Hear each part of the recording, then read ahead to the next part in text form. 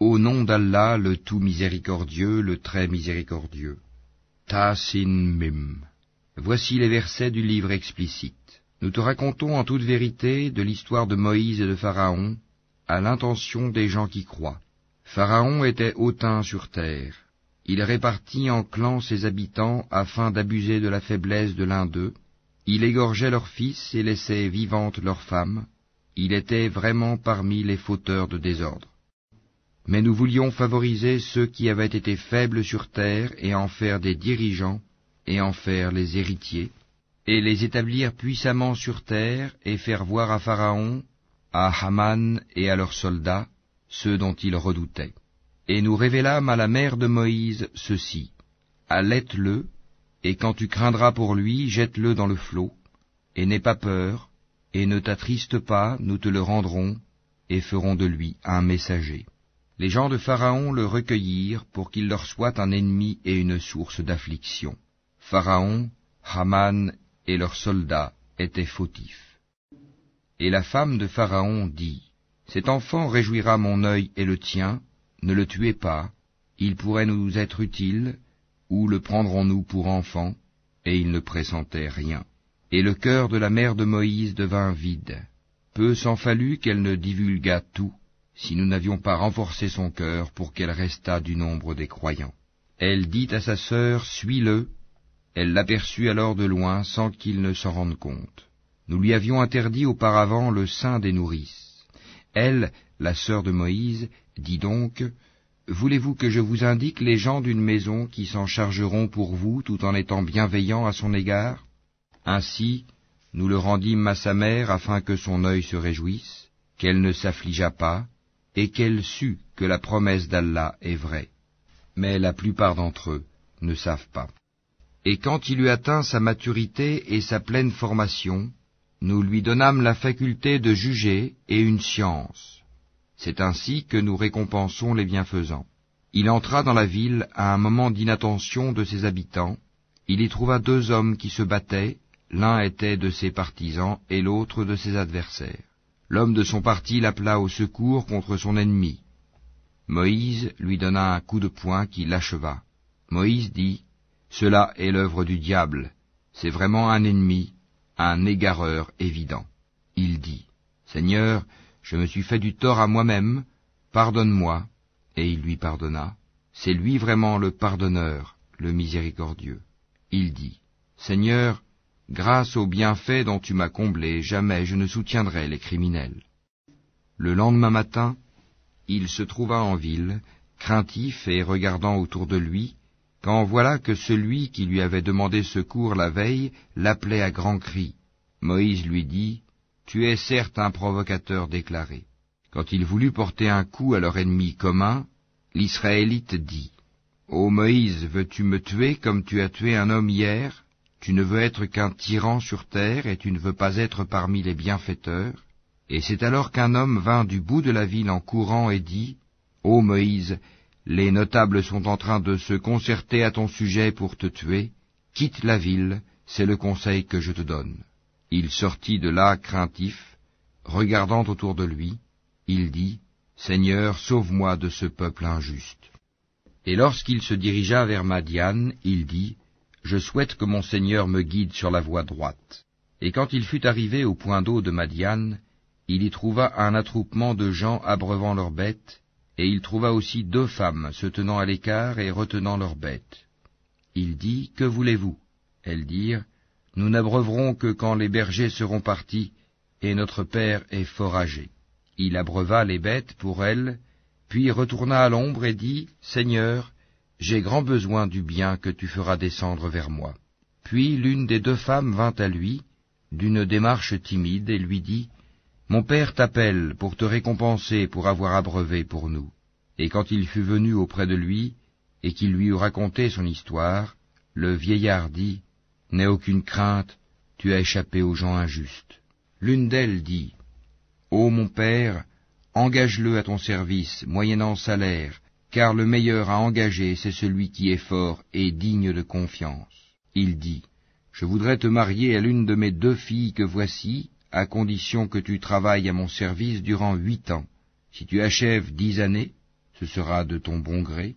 Je ne veux cependant rien t'imposer d'excessif. Tu me trouveras, si Allah le veut, du nombre des gens de bien. C'est conclu entre toi et moi, dit Moïse, quel que soit celui des deux termes que je m'assigne, il n'y aura nulle pression sur moi, et Allah est garant de ce que nous disons. Puis, lorsque Moïse eut accompli la période convenue et qu'il se mit en route avec sa famille, il vit un feu du côté du mont. Il dit à sa famille, « Demeurez ici, j'ai vu du feu, peut-être vous en apporterai-je une nouvelle ou un tison de feu afin que vous vous réchauffiez. » Puis quand il y arriva, on l'appela du flanc droit de la vallée, dans la place bénie à partir de l'arbre, « Ô Moïse, c'est moi, Allah, le Seigneur de l'univers. » Et « Jette ton bâton. » Puis quand il le vit remuer comme si c'était un serpent, il tourna le dos sans même se retourner. « Ô Moïse, approche et n'aie pas peur, tu es du nombre de ceux qui sont en sécurité. Introduis ta main dans l'ouverture de ta tunique, elle sortira blanche sans aucun mal, et serre ton bras contre toi pour ne pas avoir peur. Voilà donc deux preuves de ton Seigneur pour Pharaon et ses notables, ce sont vraiment des gens pervers. Seigneur, dit Moïse, j'ai tué un des leurs et je crains qu'il ne me tue.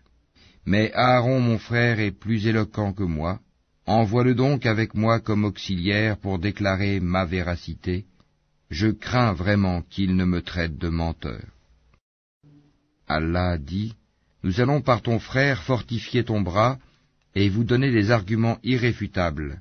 Ils ne sauront vous atteindre grâce à nos signes, nos miracles.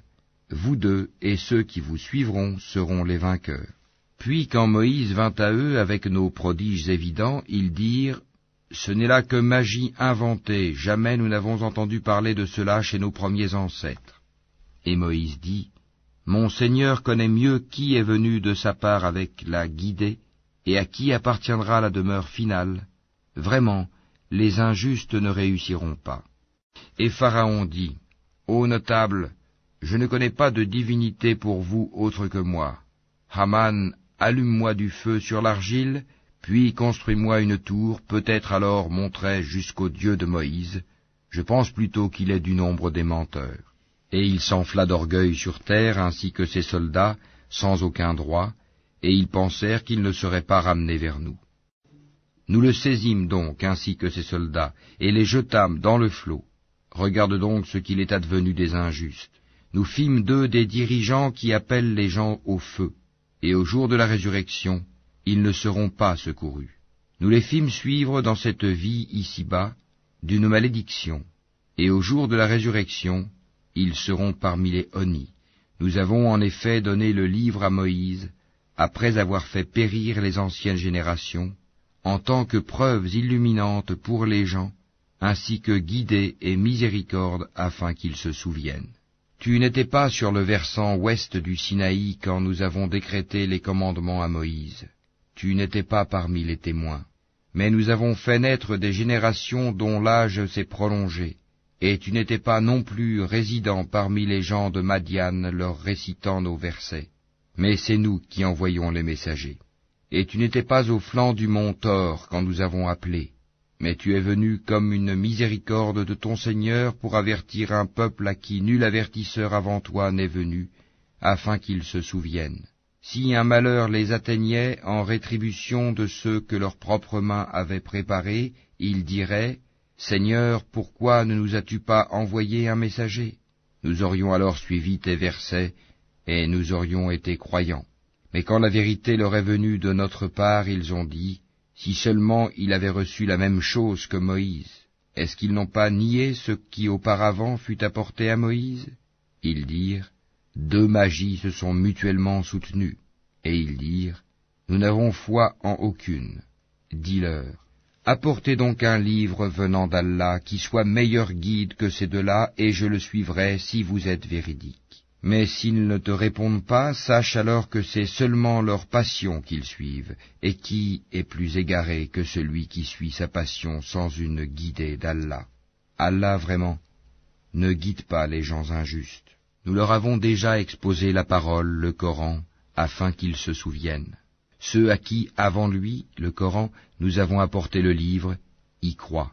Et quand on le leur récite, ils disent, nous y croyons, ceci est bien la vérité émanant de notre Seigneur, déjà avant son arrivée nous étions soumis. Voilà ceux qui recevront 2 fois leur récompense pour leur endurance, pour avoir répondu au mal par le bien, et pour avoir dépensé de ce que nous leur avons attribué. Et quand ils entendent des futilités, ils s'en détournent et disent « À nous nos actions et à vous les vôtres, paix sur vous, nous ne recherchons pas les ignorants. » Toi, Mohammed, ne dirige pas celui que tu aimes, mais c'est Allah qui guide qui il veut. Il connaît mieux cependant les bien guidés. Et ils dirent, si nous suivons avec toi la bonne voie, on nous arrachera de notre terre. Ne les avons-nous pas établis dans une enceinte sacrée, sûre, vers laquelle des produits de toutes sortes sont apportés comme attribution de notre part? Mais la plupart d'entre eux ne savent pas. Et combien avons-nous fait périr de cités qui étaient ingrates, alors que leurs habitants vivaient dans l'abondance, et voilà qu'après eux leurs demeures ne sont que très peu habitées, et c'est nous qui en fûmes l'héritier. Ton Seigneur ne fait pas périr des cités avant d'avoir envoyé dans leur métropole un messager pour leur réciter nos versets. Et nous ne faisons périr les cités que lorsque leurs habitants sont injustes. Tout ce qui vous a été donné est la jouissance éphémère de la vie ici-bas et sa parure, alors que ce qui est auprès d'Allah est meilleur et plus durable. Ne comprenez-vous donc pas? Celui à qui nous avons fait une belle promesse dont il verra l'accomplissement, est-il comparable à celui à qui nous avons accordé la jouissance de la vie présente et qui sera ensuite, le jour de la résurrection, de ceux qui comparaîtront devant nous? Et le jour où il les appellera, il dira, « Où sont ceux que vous prétendiez être mes associés ?» Ceux contre qui la parole se réalisera diront, « Voici, Seigneur, ceux que nous avons séduits. Nous les avons séduits comme nous nous sommes dévoyés nous-mêmes. Nous les désavouons devant toi. Ce n'est pas nous qu'ils adoraient. » Et on leur dira, « Appelez vos associés. » Ils les appelleront, mais ceux-ci ne leur répondront pas. Quand ils verront le châtiment, ils désireront alors avoir suivi le chemin droit dans la vie d'ici-bas. Et le jour où il les appellera et qu'il dira, « Que répondiez-vous aux messagers ?» Ce jour-là, leurs arguments deviendront obscurs, et ils ne se poseront point de questions. Mais celui qui se sera repenti, qui aura cru et fait le bien, il se peut qu'il soit parmi ceux qui réussissent. Ton Seigneur crée ce qu'il veut, et il choisit. Il ne leur a jamais appartenu de choisir. Gloire à Allah, il transcende ceux qu'ils associent à lui. Ton Seigneur sait ce que cache leur poitrine et ce qu'ils divulguent. C'est lui Allah, pas de divinité à part lui. À lui la louange ici-bas comme dans l'au-delà. À lui appartient le jugement, et vers lui vous serez ramenés. Dis, que diriez-vous si Allah vous assignait la nuit en permanence jusqu'au jour de la résurrection? Quelle divinité autre qu'Allah pourrait vous apporter une lumière? N'entendez-vous donc pas? Dis, que diriez-vous si Allah vous assignait le jour en permanence jusqu'au jour de la résurrection? Quelle divinité autre qu'Allah pourrait vous apporter une nuit durant laquelle vous reposeriez? N'observez-vous donc pas? C'est de par sa miséricorde qu'il vous a assigné la nuit et le jour, pour que vous vous y reposiez et cherchiez de sa grâce, et afin que vous soyez reconnaissants. Et le jour où il les appellera, il dira, « Où sont ceux que vous prétendiez être mes associés ?» Cependant nous ferons sortir de chaque communauté un témoin, puis nous dirons, « Apportez votre preuve décisive. » Ils sauront alors que la vérité est à Allah, et que ce qu'ils avaient inventé les a abandonnés. En vérité, Coré, Karun, était du peuple de Moïse, mais il était empli de violence envers eux. Nous lui avions donné des trésors dont les clés pesaient lourd à toute une bande de gens forts. Son peuple lui dit, « Ne te réjouis point, car Allah n'aime pas les arrogants. Et recherche à travers ce qu'Allah t'a donné la demeure dernière. Et n'oublie pas ta part en cette vie. Et sois bienfaisant comme Allah a été bienfaisant envers toi. Et ne recherche pas la corruption sur terre, car Allah n'aime point les corrupteurs. » Il dit, « C'est par une science que je possède que ceci m'est venu. Ne savait-il pas qu'avant lui, Allah avait fait périr des générations supérieures à lui en force et plus riches en biens? Et les criminels ne seront pas interrogés sur leurs péchés? Il sortit à son peuple dans tout son apparat. Ceux qui aimaient la vie présente dirent, si seulement nous avions comme ce qui a été donné à Corée, il a été doté, certes, d'une immense fortune, tandis que ceux auxquels le savoir a été donné dirent, malheur à vous, la récompense d'Allah est meilleure pour celui qui croit et fait le bien, mais elle ne sera reçue que par ceux qui endurent. Nous fîmes donc que la terre l'engloutit, lui et sa maison, aucun clan en dehors d'Allah ne fut là pour le secourir, et il ne put se secourir lui-même. Et ceux qui, la veille, souhaitaient d'être à sa place, se mirent à dire, « Ah, il est vrai qu'Allah augmente la part de qui il veut parmi ses serviteurs, ou la restreint. Si Allah ne nous avait pas favorisés, il nous aurait certainement fait engloutir. Ah, il est vrai que ceux qui ne croient pas ne réussissent pas. Cette demeure dernière, nous la réservons à ceux qui ne recherchent ni à s'élever sur terre, ni à y semer la corruption. Cependant, l'heureuse fin appartient aux pieux. Quiconque viendra avec le bien aura meilleur que cela encore, et quiconque viendra avec le mal, qu'il sache que ceux qui commettront des méfaits ne seront rétribués que selon ce qu'ils ont commis. Celui qui t'a prescrit le Coran te ramènera certainement là où tu souhaites retourner. Dis, mon Seigneur connaît mieux celui qui a apporté la guidée et celui qui est dans un égarement évident. Tu n'espérais nullement que le livre te serait révélé. Ceci n'a été que par une miséricorde de ton Seigneur. Ne sois donc jamais un soutien pour les infidèles, et que ceux-ci ne te détournent point des versets d'Allah, une fois qu'on les a fait descendre vers toi. Appelle les gens vers ton Seigneur, et ne sois point du nombre des associateurs. Et n'invoque nulle autre divinité avec Allah, point de divinité à part lui. Tout doit périr sauf son visage. À lui appartient le jugement, et vers lui vous serez ramenés.